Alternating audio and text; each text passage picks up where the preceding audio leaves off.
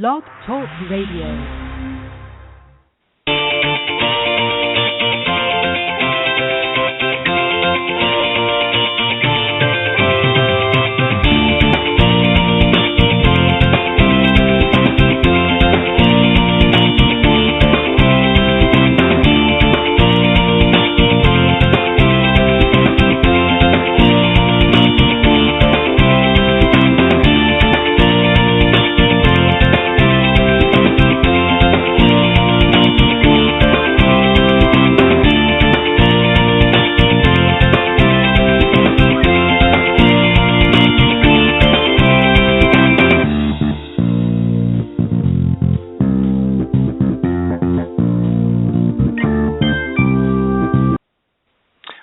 Good morning, everybody, and welcome to the Women of Golf. I'm Ted Odorico, and right alongside here is Legends Tour player and LPGA professional Cindy Miller, and we are the hosts of the Women of Golf show. Good morning, Cindy. Good morning, Ted. How are you doing today? I'm doing fantastic. Weather's beautiful down here in Florida, and I'm looking forward to a great day being outdoors today. So after we finish the show, of course, I'm going to be heading to the lesson tee here and working with some of my corporate friends who need a little help with their game, and I know you've got some things that you're doing as well. But let me just very quickly, Cindy, let me just remind everybody, we are live every Tuesday morning, unless otherwise stated, from 9 to 10 Eastern Standard Time.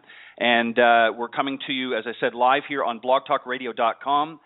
Easiest way to find us, go to blogtalkradio.com. Up in the search key, type Women of Golf, and that will bring you to the main page, and you can visit us during the live broadcast. Or if you want, you can tune in afterwards when it's convenient for you. If during the live show you're not able to join us, you can go to that link, blogtalkradio.com/Women of Golf, and just scroll down the page till you see the on-demand section, and you can listen to any of the previously aired shows when it's convenient for you. But thank you for joining us this morning live. It's also available at iTunes.com for those of you that like iTunes. Just go to the podcast section and, again, type in Women of Golf, and that will also take you to the page there in iTunes. Always would love to hear from you. You're welcome to call in at area code 347-945-5855. Really want to encourage you guys to call in and offer some comments or suggestions of things that you'd like to hear on the show. Cindy and I always try to mix things up and give you a plethora of different things on the show. And right now, this week, of course, we're going to be picking up where we left off last week, a part 2 of Cindy's Own Your Game series from her Own Your Game Academy. So we're going to be talking about that. And then a little bit later on in the broadcast, we're going to be joined by Symetra Tour player Jessica Wallace. So thank you for tuning in this morning. And also, just one last thing before Cindy, before we get going here. If you want to reach out to us and you're interested in coming on the show, best way to do that is to contact Cindy at her email, and that's cindy@cindymillergolf.com. And she'll be more than happy to work you in the mix. So if you're in the golf industry, whether you're a teaching or club professional, or maybe you're somebody in the golf business with a great product or a philosophy that you'd like to share with the audience, especially with the ladies tuning in, we would love to have you on the show. So reach out to Cindy at cindymillergolf.com. Cindy, lots of great things. Now, let me just first off mention, because we were talking about it very quickly off the air. Now, you're not going to be here next week. You've got something going. What's cooking next week? Well, I'm the president of the LPGA Northeast section for the teaching and play club professional division, and I have been put on a strategic planning committee to help grow the TNCP. So I have to fly to Daytona to meet with the committee, which includes a board member of the LPGA Tour, the president of the TNCP, some other presidents from the section, and the commissioner of the LPGA next Monday morning, and I'm going to be flying back on Tuesday. So I'm kind of excited about that. It's going to be fun, and hopefully we can make a big difference in the world of women's teaching professionals. Yeah, that would be fantastic, and this is going to be really, as I know recently here this year, you were elected to be the president of that chapter, and this is really going to be the first step in, I'm sure, a lot of great efforts on your part and the many professionals around the United States and abroad working to grow this game through the LPGA. So kudos to you, Cindy, and as I've said many, many times, you're probably one of the hardest working women in the LPGA profession today. So congratulations on your win, if you will, at being the president and a nomination. and I know you'll do great things with it. All right, let's talk about your Own Your Game series. This is part 2. Now, we started it a little bit last week, and we got a little bit behind the 8 ball because we had a guest coming on the second half, and we didn't get a chance to finish everything. So this is part 2, the pregame. So, Cindy, let's get started. Maybe a quick refresher of where we sort of left off, if you can recall, and then let's pick up from here. Thanks. That's perfect. So the number one question is, why are you here? Why are you listening? Do you like to listen to who's in the golf business? Are you bored on Tuesday mornings? Or are you looking to improve your game? Are you trying to see what's new in the golf industry? So the biggest question we ask is why. So let's pretend you want to get better at golf and you're listening to this show because you'd like to improve your game. So the next question would be, well, what do you want? Do you want to hit it better? Do you want to feel that your game is more consistent? Do you want to feel comfortable? Do you want a clear thought, swing thought, cue? Are you sick and tired of being miserable? Then, why? What do you want out of this game? And then the next question would be, well, why do you miss shots? And it's funny because yesterday we had an LPGA workshop at Jane Frost Golf Academy in Sandwich, Mass. And we brought in Terry Hashimoto from Body Track and Kathy Murphy from Opti International, which is Debbie Cruz' company on Opti Brain, which we need to get Debbie Cruz on the show. Yeah. But so, of course, because I brought Terry in, Terry used my swing as a guinea pig, if you will, with their new mat that is now wireless that works with V1. So we measure center of pressure on your feet. So let's say I want to hit it better and I want to hit it further. Well, why do I not? Do I really try to improve my game?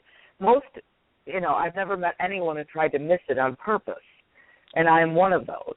I'm not trying to miss it on purpose. I want to hit it better. So when he videotaped me and did a trace is what it's called when you do the swing and you show your feet. Again, way too much of my pressure is moving to my right foot on my backswing and then to my left toe on my downswing. Well, really, not enough is moving to my left toe on my downswing. So, again, am I aware of what I'm doing with my feet? No. So, after 2 or 3 swings of the same thing, it's like, wow, I didn't even know this. So now I've got something to work on. So he gave me a couple of drills, swinging with my toes curled up, which sounds stupid, but if your toes are curled up, the weight's not on your toes. The weight's more balanced on your foot. So that's just one example of millions of examples of somebody, I kind of think I know what I'm doing. I've played forever, and I've tried to be good, and I've played on the LPGA Tour, and I didn't know that I was doing that wrong. So that's kind of what this is. If we choose to open up this can of worms, you got to be vulnerable and open to what you might learn. Well, and the key really, Cindy, just to interrupt for a second here, is most people don't understand what they're doing wrong, and that's why it's important, number one, to work with your local golf professional, whether it be LPGA or PGA or otherwise. You need to be engaged with somebody that can help be that external set of eyes other than your own, because a lot of times we don't always see what we're doing wrong. So it's great to have that feedback, but also the information that individual is able to articulate to you and show you, whether it be through Body Track or through some of the other great products out there that help with the golf swing. It enables you to understand what you're doing wrong and also what you're doing right, correct? Absolutely. And again, if you're not sure, here's what you need to do, and so it's not totally confusing. The purpose of the Own Your Game Academy is to say, okay, let's have a little chat, and why are you playing? Let's pretend you're 50 and you're just learning because you want to play with your husband or your wife when you retire. Right. Well, that's a different goal than if you're 20 and you want to win the club championship or the state amateur. So what we would give you, we're going to diagnose and then give you a prescription of your path to how to achieve your goals in golf, right, if you will. So we need to know all that. Again, if you're just coming in for a lesson and you want to play in the corporate outing next week and you need to not look like an idiot, that's a different path, again, right, than if you're wanting to play more consistently. So we need to know the why. And once we get over that, like I have a certain guy that emailed me last week and said, hey, can you give me 2 or 3 one-hour lessons a week for the next month? So what's my first question? Why? Right. Are you working towards something? And he said, well, I happen to be dating a girl who's really good at golf. What we do for love, right? And then right. he says, do you have any clubs? So he's saying, oh, my God, I need help. And I'm saying, okay, take a chill pill. Don't go buy clubs yet. Let's just do an hour, and then you're going to practice, So he's panicking, and then we have to give him the prescription once we know what his plan is. Right, and that's extremely important. And that's a point that, you can never emphasize too much, as a teaching professional, is you have to understand what the student wants, what the whys, why are they there? Why do they want to play? What are their goals, long and short-term goals? And until you understand that, you really can't set up a proper lesson plan, because, as you said, if they just want to, not look bad for the next week's corporate event, and that's the only reason for coming there, well, you're not going to give them a prescription, if you will, to revamp their entire game. You might work on key pieces that are going to help them to accommodate what they want, because that's really a short-term goal. Whereas a long-term goal, you're going to have different steps to reach what it is that they want to accomplish. Yes, absolutely. So what do you do with your corporate people? Well, one of the things that I do with my corporate people, obviously they play fairly regularly. They're not just playing in their company tournaments. And I do essentially the same thing. Is first off, I want to find out what it is that they're looking to accomplish. Now, most of the people that I've worked with, many of them I've worked with for a number of years, they a lot of times will come back just for a tune-up and that, because they get a little lazy, they get busy with work and that, and they, through the winter months, they don't get to play as much as they'd like. So they're really looking for sort of a spring tune-up. But then there's the odd, corporate person that will come to me and say, okay, Ted, I want to, I really want to change my game. I'm not happy with it. I've been playing for a number of years, and I want to come and I want to make changes, and here's what I want to accomplish. So if they want to, let's say, at that stage of their life, they're not looking to play, on the PGA Tour or even the Champions Tour. They're just wanting to go out and have enjoyment in the game, and they're struggling in different areas. So what I'll do is I'll take a look at each of the areas of their game, and I'll say to them, I'll put it into 4 factors. Number 1 is positioning. You want to make sure that whenever you're playing a round of golf that you want to get yourself in the proper position right from the get-go, so right from the very first tee. Then you want to look at how you're going to approach your target. So you have to formulate a game plan for that. So it's not just about, revamping the golf swing all the time. Sometimes it's about affecting a good strategy and then helping them to handle, from a mental standpoint, when they get themselves into trouble, not to panic, and how to sort of assess the situation and recover, which is sort of step 3 of the 4 factors. And then, of course, the last one is how to score better. And that's essentially what I try to do with my corporate people, is I try to give them a game plan, and I don't try to necessarily change everything unless their goal is so down the road that there's ample time to be able to do that. Because the worst thing that you can ever do is have a student come to you and say, I've got this problem, and then try to revamp their entire swing when really all they want to do is just help with a certain area. Absolutely. I totally agree with you. So you do more playing for end result than revamping of a swing. Yeah, I mean, there are some people, over the years that I've had to revamp their swing. I don't revamp it, because here's the thing. Here's the big misnomer. From playing on tour, Cindy, everybody has a different swing. In the camera's eye, to the untrained eye, they might look similar. But when you really know what to look for, everybody has a different swing. So when somebody says to me, for instance, they're maybe a taller player like me, I'm 6'4", so I'm pretty tall.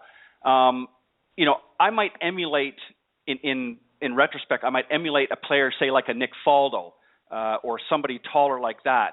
But if somebody comes to me and they're 5'2", I'm not going to try to certainly teach them Nick Faldo's swing because he might have a different path and a different angle of attack than say a person 4'2" or 5'2", excuse me. So I try to find something that's in common with the player that's out on tour that's sort of in the same body size and image of them. That doesn't mean that they're going to copy the swing exactly, but I try to find certain characteristics. One of the reasons and one of the biggest mistakes that I've seen with a lot of teacher professionals out there, and this is not meant to be a criticism, is they get into too much technical parts of the swing and trying to change everybody up. And what happens is the students become frustrated. And I think that we have to stick with the basics. I mean, think about this for a second, Cindy, and I know we need to move on. If you look at most of the players that played when you and I were sort of growing up, they didn't have all of the technology that we have today. They didn't have swing gurus and all of this sort of thing. They worked with their own natural abilities, and the teachers that helped them tapped into their natural abilities and helped enhance it, but they didn't try to change everything. And I think we've gotten into that cycle right now with the amateurs where we're trying to change everything sometimes too much, and that can be to their detriment. And I don't know whether you agree with that or not, but absolutely. You're making people crazy. Right, exactly. And I know that you don't do that, Cindy, and I'm just saying this as a general in the industry, and I know everybody doesn't do that. But I think there's a lot of great, not only technology and a lot of great theories out there, but it's not necessarily going to apply to the masses. And we have to look at everybody as an individual person. For instance, you've expressed many, many times that you're a very aggressive type player. But Bob over here might be a little more passive.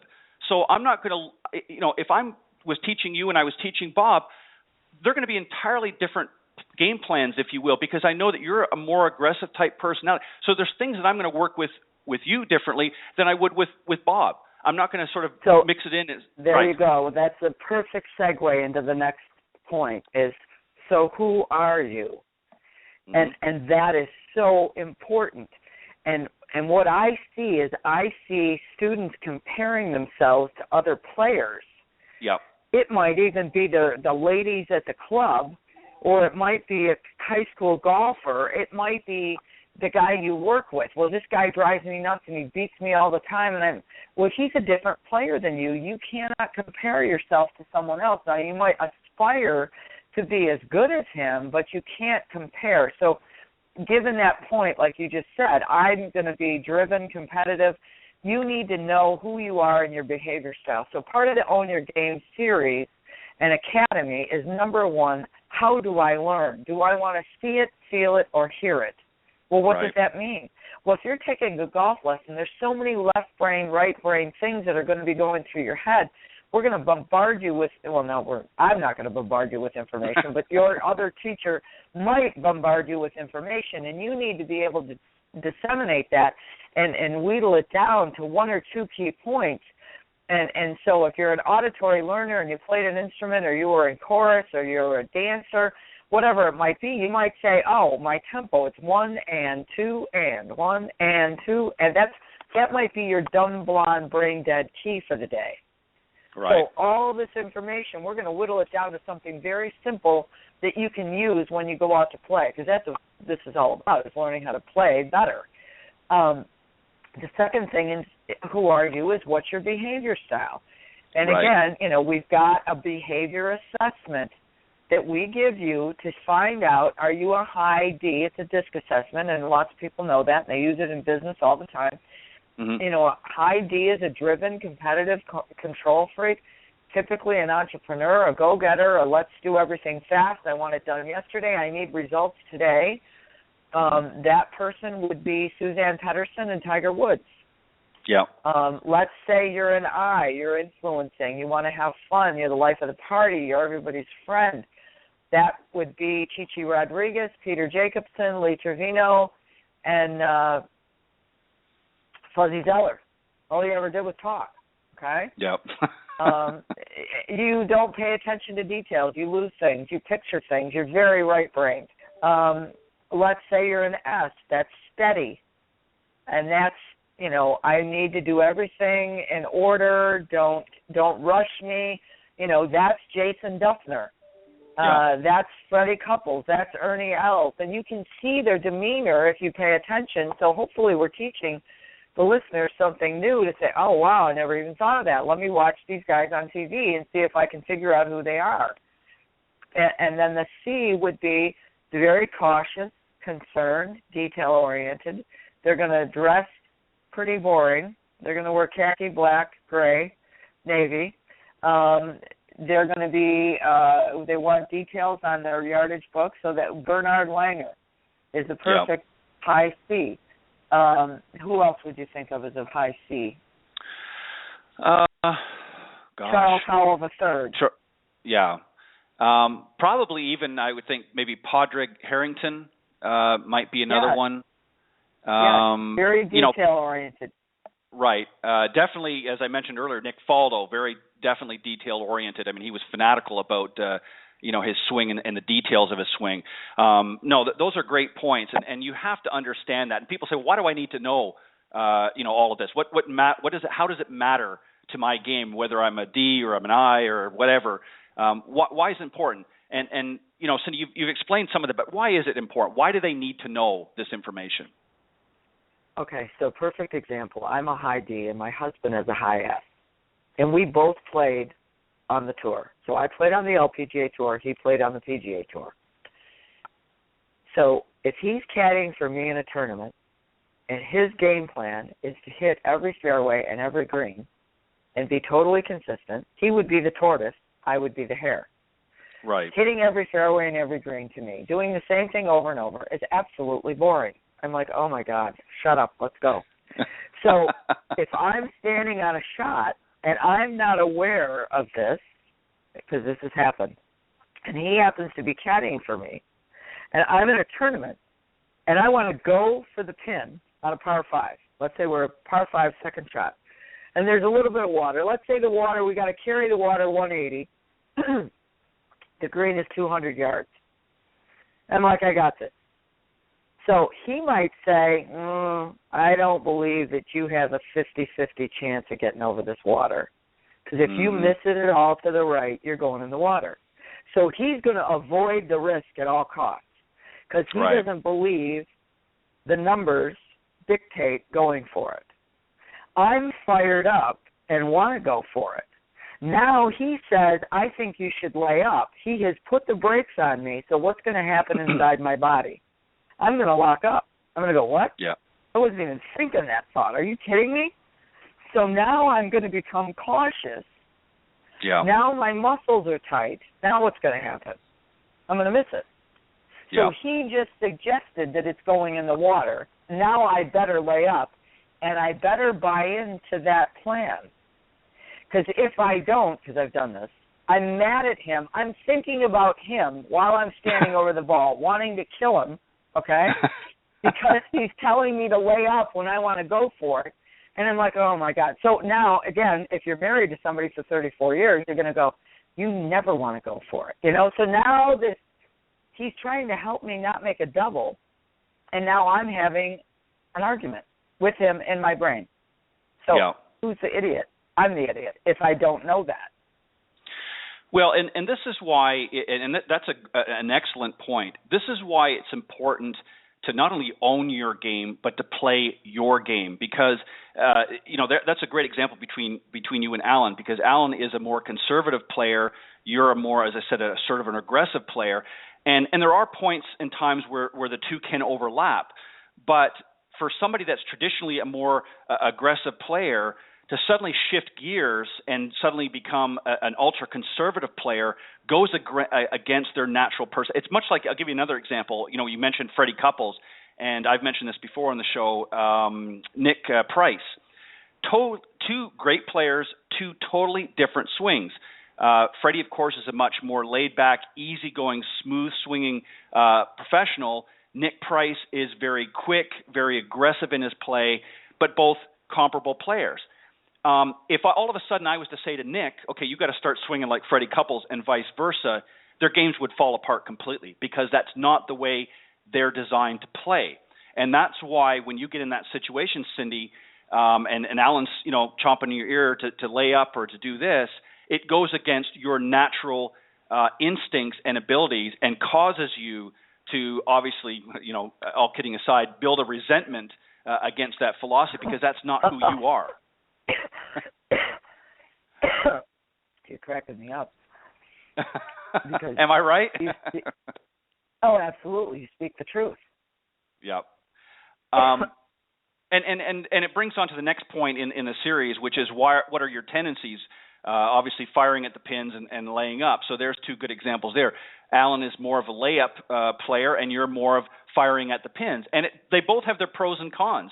But again, it has to be applied to your style or his style of game. And to those listening to the show, this is why we're bringing you this series. This is why Cindy has worked a lifetime in putting this series together and bringing it to the masses, because a lot of people don't understand. They just think it's about going out and working on the mechanics of the swing. That's the least part of the problem. The mechanics, believe it or not, is actually the easy part of golf. But we spend so much time tinkering to be perfect that we're overlooking some of the more important parts of playing golf. Cindy? Absolutely. Absolutely. So the third part of the Own Your Game Academy or series is the mental golf profile. Do you have trouble focusing? Do you have a pre-shot routine? Do you know what you're doing, or are you just grabbing a club and letting it rip? So again, you don't need to know all this if you're just trying to play in one corporate outing, and then you're never going to pick up a club. On the other hand, if you choose to pursue this, you need to know, and to be honest with you, it's really kind of fun. You're really trying to put a puzzle together, and you're the pieces. So to me, guess who's holding the club? It's all about you. And for me, yesterday was very enlightening. I can't wait to get to the Dome today to practice with my body track map to figure out my center of pressure and why my feet are moving all over the place. And here's the bottom line. So why am I trying to hit it further? Because I'm a competitive control freak. Why am I trying to hit it further? Because I want to win. Do I have to hit it further? No, not really. So why am I moving all over the place? Because I'm trying to swing it back farther. Well, guess what? That all boils down to my high D personality. Mm-hmm. And when I'm willing to look in the mirror and say, you know what? You're hurting yourself. You're moving and shifting your pressure in your feet way too much because you try too hard, because you're a competitive control freak. And if you don't stop doing it, you're not going to hit it as straight as you normally do. Well, right. I just looked in the mirror yesterday. So it's like, wow, I didn't know that. Okay, I'm willing to accept what I was doing and why I was trying to do it. Get over it, forgive yourself, and let's go work on it. Right. And, the interesting thing, Cindy, about each of those areas, those four areas, is that there is a range. Now, as you said, you're a high D, but there's a medium D and there's a lower end D as well, and conversely with the other three areas. And you have to find what area works best for you. And I got to interrupt real quick because there's also a mixture. So what was Jack Nicklaus? Jack Nicklaus was a mixture of high D and high C. So I'm a competitive control freak and I'm a perfectionist.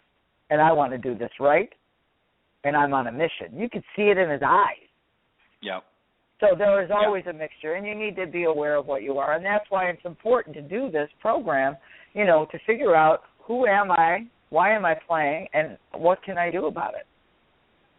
Right, and it is important. And for those of you that are interested in purchasing the online version, if you will, of Own Your Game, the program is available on Cindy's website, cindymillergolf.com, but it's also available on this program here. If you go to the page today and on today's show, you will see up in the notes there is a link. If you click on that link, it'll take you to that page on Cindy's website where you can actually purchase a copy of the Own Your Game program. And I highly recommend you do. And I've also got it on my Facebook page, which is Ted Odorico, and also on most of the groups that I participate in that we've posting this show on. So you can find it in the last couple of shows, and we'll keep putting it up there for you to have.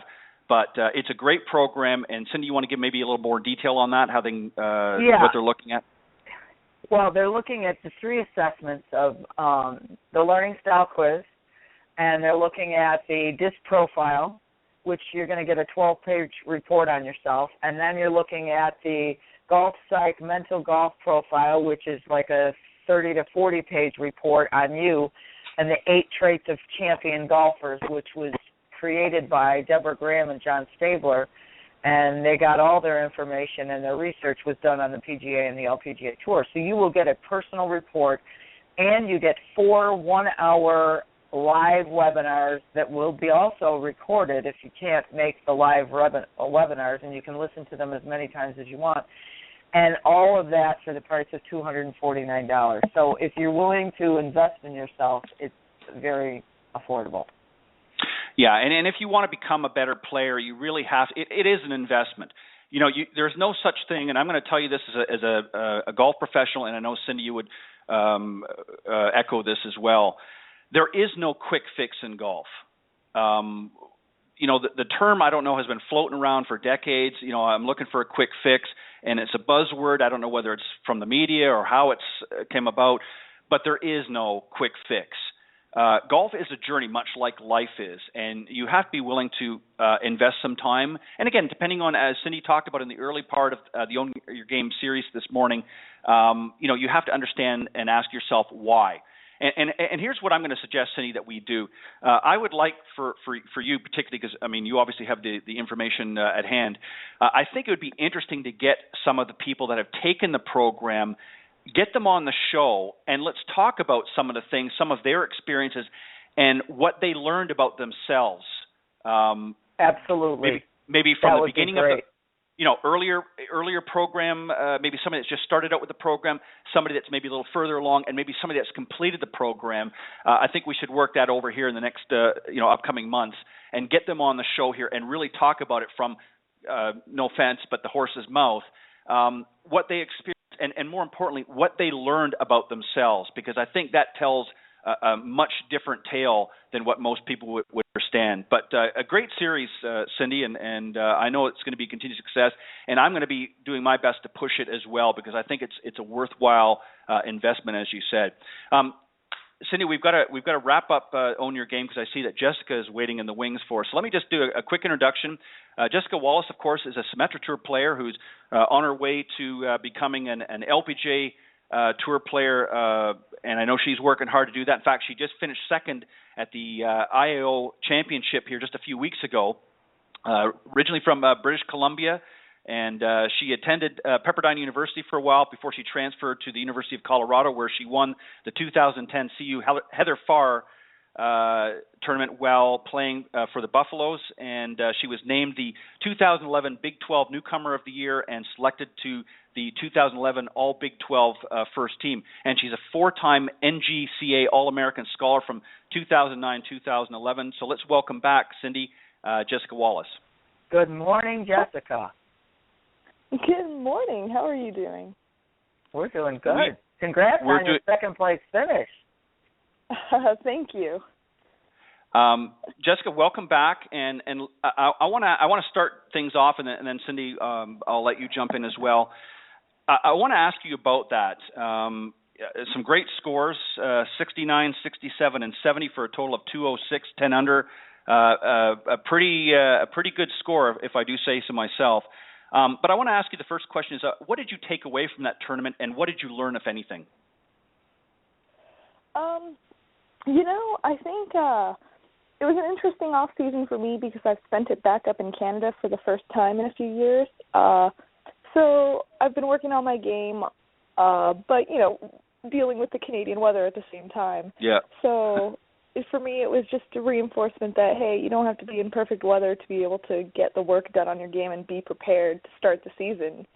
You know, I went in with expectations to play well because I played well all last year, but at the same time, I went a couple days early just to hit off grass for an extra couple days, and, you know, I was just getting some feeling back. So to be able to come out the gate strong was a good indicator for me that I'm ready to go.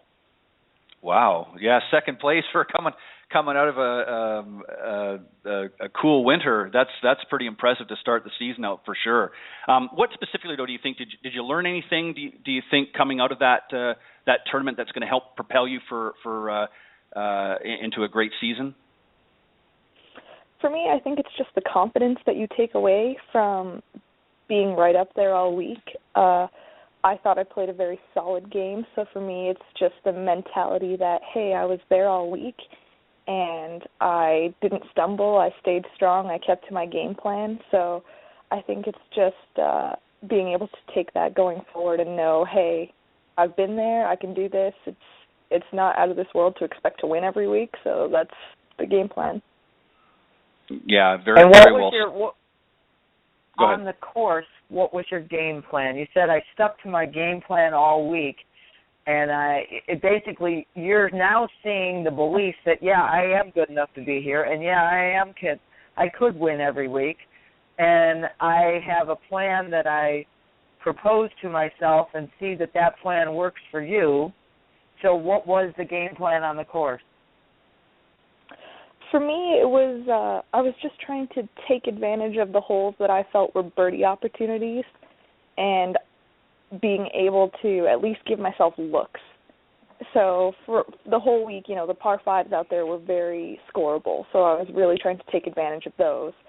Or some of the par fours, you're mainly just trying to think of, I just got to grind out a par on this hole. So for me, it was playing within my game and realizing where my opportunities were versus where I just needed a par was a great score.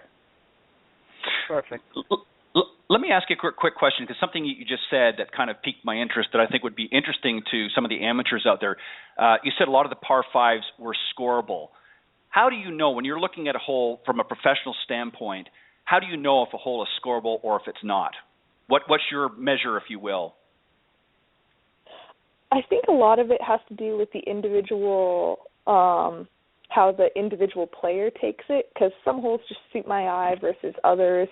I play a draw into a lot of holes, so for me, if they want to tuck a pin in the back left, I'm okay with them doing that. That's all right with me. But specifically the par fives, the other week, they were all actually reachable. I think 3 out of the 4 of them for me were reachable, and I'm an average length hitter in the field. So when I can go for a green and 2, I really got to make sure I'm making a birdie there or giving myself a good look, because if I can reach it in 2, at least have to be able to reach it in 2. Right. But do you also look at the hole itself and not just the pin placement, but also what's around the green to sort of draw? And obviously this happens very quickly. It's not like you're taking an hour to assess this. This is sort of, you're taking a look at the hole and then you're sort of assessing it. Do you look at the trouble that surrounds it and say, okay, this is something I know I can go for. It's a very reachable pin. There's not a lot of trouble in the way. Or do you sometimes have to use a little caution and say, okay, yeah, it's reachable, but there's a lot of trouble on the front right that's guarding the pin or whatever the case may be, and you have to sometimes come at it from a different strategy? Oh, most definitely. There's a lot of times, especially at that at Morongo, at the course out there, there's a lot of undulation to the green. There's a lot of slopes and tiers, and you really have to be careful with some pin placements sometimes, just because if you miss it in the wrong spot, you're almost guaranteeing yourself a bogey. So, that's part of the thing where you're assessing, hey, this hole, maybe a par is a great score because you're going to have to play it maybe 20 feet left of this pin just to be on the safe side and take that 25-footer and see what you can do with that instead. So it's a risk-reward assessment throughout the whole round. Very interesting. And let me just ask something else, and Cindy, and then we'll jump back to you and let you jump in as well. Some players look at their stats, greens in regulation, fairways, putts, that sort of thing. Do you consider your stats to be important to you? Do you really pay attention to them? And do you some players obsess over their stats, and other players, it's informational and they'll take it with a grain of salt, but it's not what they really focus on. Do you pay attention to your stats? And I'm talking about the different stats of your play. Yeah, I think for the most part, most of the players, we definitely take a note of our stats. For me, I'm keeping my stats throughout my round anyway. So I'm aware as soon as I'm done my round of vaguely I don't know the exact numbers, but sure. I have a feeling, hey, I missed a few fairways today, But sometimes, sometimes they're not a perfect indicator because maybe you missed the fairway by a couple feet, or maybe you had to hit the left side of that fairway, so missing it in the left first cut of rough wasn't a big deal. So I definitely think stats are important, but at the same time, they don't always tell the whole story, because you can have 32 putts hitting 18 greens and shoot under par, but maybe you were hitting it 30 feet all day, so you just didn't have a lot of looks for a one putt if you weren't hitting it close enough. So I think stats are very important to keep, and they're very important to take note of, but you also have to be able to put them together with the round itself. Well said. Cindy? How many putts do you typically have per round? What are you good with yourself? I'm all right if I. So what are your expectations? For me, generally, if I'm having under 30 putts, I'm probably going to be shooting under par that day, just because as a player, my strength is my ball striking, so I tend to hit a lot of greens. So my putts are generally a little higher because I hit so many. So my goal is always under 30. That's just okay. If I have a regular ball striking day, I want to have under 30 putts, because that typically means I'm shooting under par.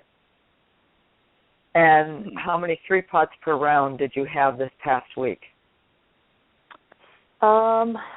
This past week, probably 3. I think I had 2 in the second round and then 1 in my final round. Wow. And how far were you from the hole?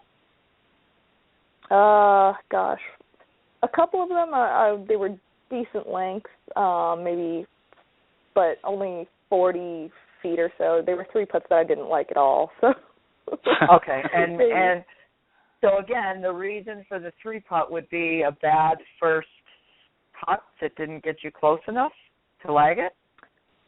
I know a couple of them I hit in spots where you were on the wrong tier, so I kind of just misread the speeds going up and down tiers. At the same time, I also missed a couple short putts. Maybe I hit it 3 feet by the hole and just didn't make the comebacker. So, right. Which you have to have room for that. Again, right. How many greens did you hit? Can you remember each day of the 3 rounds? Not off the top of my head. I could play through the rounds really quickly in my head. I think I hit maybe 15, 16 on average. Yeah, so again, I'm just trying to show our listeners that your ball striking is rock solid. And if you give yourself, you personally, the opportunity, if you hit it just a little closer to the pin and you make just a couple more putts, you're going to go from shooting 73 to 68 or 9. Is that true? Yeah, that's exactly the case. When you hit a lot of greens, the next step is obviously to try and get it closer to the hole. So it's always the progression of things. So, again, if there was something, what would be the, oh, my God, I got to work on this? There really isn't a whole lot. It's just you just need to stay steady and keep to your game plan. Try to knock it a little bit closer. Sometimes you're going to make a couple of 30-footers. You're going to miss a couple 3-footers. And sometimes, hopefully, you're going to make some 15-footers. And all rounds are going to be under par, which would be perfect. That sounds like the ideal kind of round right there. Now, if we could just find a way to copy that and just email it out to everybody, I think that would be fantastic. Jessica, let me ask you a question relating to your playing, and you can take it right from the first tee or any hole, it doesn't matter, but just to give an idea for the listeners how you approach a hole. When you step up to the first tee, what's going through your mind? How are you preparing for that hole? Do you prepare before you get out that morning, or do you wait till you get up to the first tee because you know the course pretty well anyways, and do you say, okay, this is what I need to make sure that this tee shot gets in the position I want to set me up for my approach? What goes through your head that has gotten you to the level where you are, and what are some of the mistakes that most amateurs are making, do you think, in your opinion? For me, when I'm stepping up to a hole, I've been fortunate enough most of the time to have played the course, had a few practice rounds out there. So I'm very good at knowing what I need to do on a hole. So when I step up onto a tee, I know exactly what I want to do, but I'm not obsessed over it at the same time. I think I'm a player that I do better personally when I have I can see what I want to do in my head. It's a very strong visual that I have, but I'm not stressed over hitting the shot. It's more just, okay, this is what I want to do, and let's just step up and hit the ball. I think with a lot of amateurs, they have the problem probably of not being focused on a very specific target sometimes. You know, you see a fairway and it's so big, and you just tell yourself to hit the fairway, but you got to know, are you going to hit the right side of that fairway? Do you need to hit left center? You know, does curve left? Do you need to be approaching it from the right? So you're already thinking of where you need to be in the fairway in order to have the most accessible shot to the green. So you're almost thinking one or two shots ahead versus the only shot that you're playing. Right. So there's sort of a mental game plan, if you will, for each hole that you're playing. You're not just playing 18 holes. You're playing hole by hole, and it's sort of like a mini tournament within a tournament. So in other words, you come up and you assess each hole based on either previous knowledge of playing that course or information you've gathered through a practice round or practice rounds, what have you, or gathering information between you and your caddy. And you're saying, okay, on hole number one, this is what I need to do. This is where I need to make sure I get myself to give myself the best opportunity for a decent approach, and then so on. And you play that throughout the 18 holes. Is that correct? Whereas an amateur sort of looks at this big mural, if you will, a picture in their head, and it's grip it and rip it, and wherever I happen to be is where I happen to be. They don't really focus more intently on what they need to do shot by shot. Would that be a pretty accurate assessment? Yeah, I think it's just something where they have a broader image in their head, so it's just tough to focus in on. And for me, actually, I like to play tournaments as 3-hole tournaments in a way. So I think it comes from my college days where you had to report your scores every 3 holes.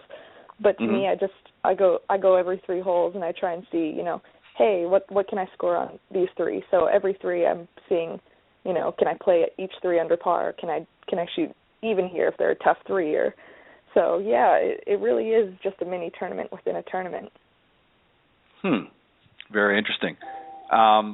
What tips would you give maybe amateurs out there? Let's flip back to the lesson tee now. Let's go to the practice range when you're preparing for a tournament.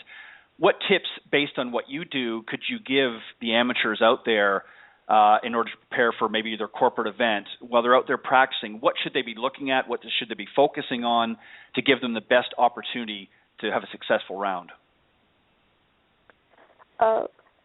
For amateurs, I think the really important thing, and it's something that I practice myself, is when you're on the practice range or getting ready for something, you have something specific that you might be working on, and I think it's important that you stick with it and you really focus in on what it is that you feel you need to do, or if you've gotten a lesson and you're working on it, I think the practice area is a great place to work on it.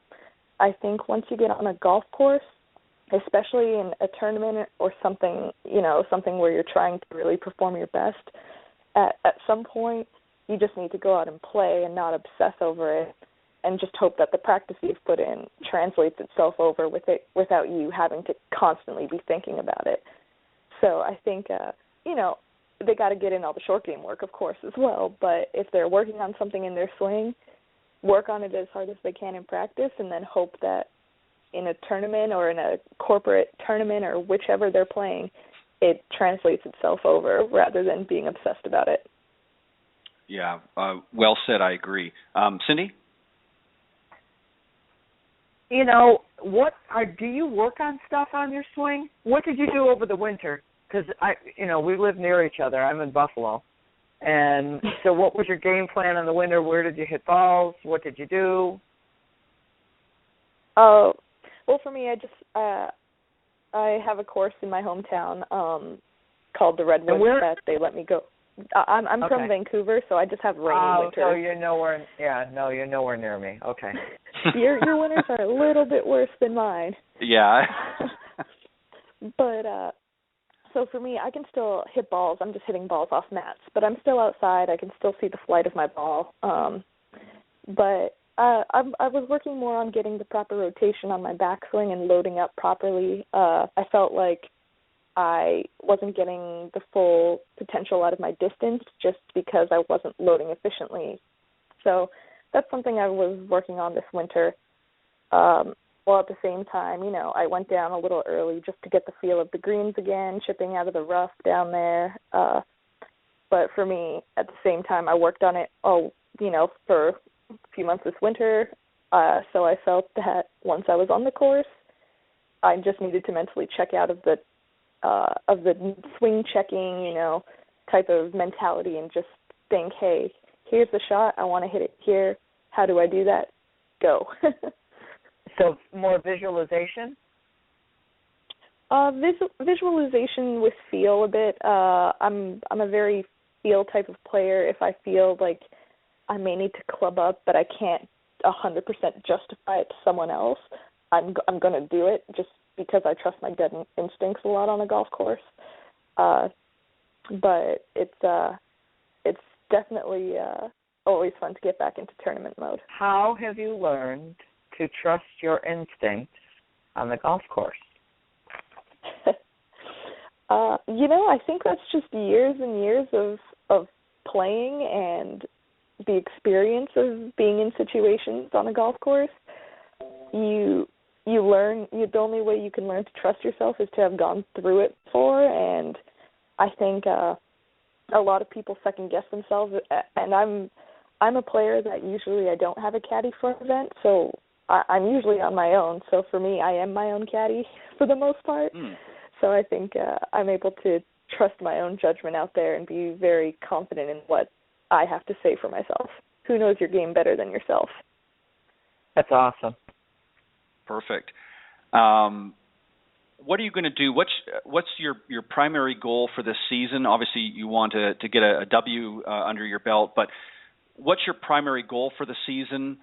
And what's your game plan, if you will, to get to that goal? What are you going to do differently maybe than you did last year to achieve the goal you want for this year? I think for me, last year I played well. It was a step in the right direction for me. I think last year I only missed one cut, but for me, it's about the higher finishes this year.